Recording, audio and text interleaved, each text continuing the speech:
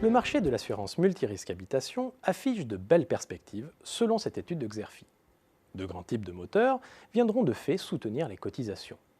Commençons par les fondamentaux, en tête desquels le rebond des mises en chantier et des ventes de logements, qui feront croître la masse assurable. Ensuite, les hausses de tarifs, rendues indispensables face à la multiplication des intempéries, viendront également soutenir les cotisations. Dans le même temps, de nouvelles opportunités s'offrent aux assureurs. Je pense en particulier à l'essor de la maison connectée, ainsi qu'à l'émergence de nouveaux usages comme l'échange de logements ou encore la location entre particuliers. Dans ces conditions, les perspectives s'annoncent plutôt favorables pour ce marché d'ici 2018 de l'avis des experts de Xerfi. Du côté du paysage concurrentiel, 4 grandes familles d'acteurs se disputent le marché de l'assurance habitation.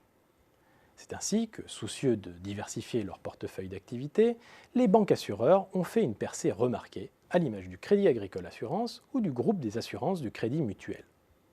Il faut dire qu'il ne manque pas d'atouts entre la densité de leur réseau, leur puissant pôle d'assurance, leur fréquence de contact avec la clientèle ou encore leur forte notoriété. Encore inexistants en assurance dommages au début des années 90, les réseaux bancaires s'arrogent désormais plus de 17% du marché de l'assurance habitation. En face, on trouve les assureurs multiréseaux comme AXA ou Allianz et les nouvelles mutuelles d'assurance type Covea ou Massif. Deux familles qui dominent largement le marché de la MRH selon les experts de Xerfi.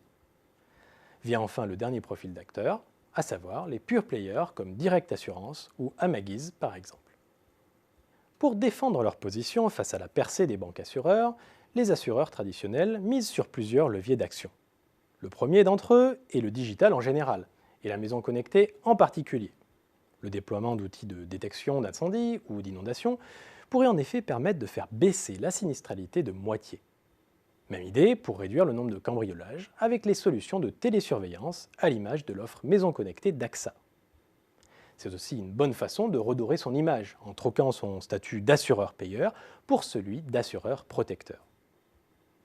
L'émergence de nouveaux usages dans l'habitation constitue le deuxième levier actionné. C'est le sens du partenariat conclu dès 2014 entre Maïf et Guest2Guest, premier réseau mondial d'échange gratuit de logements entre particuliers. Enfin, pour se différencier et sortir de cette concurrence par les prix qui fait rage, certains acteurs misent sur l'amélioration du service client, ce qui passe par une meilleure gestion de la sinistralité, c'est-à-dire une amélioration de l'indemnisation via la réparation en nature.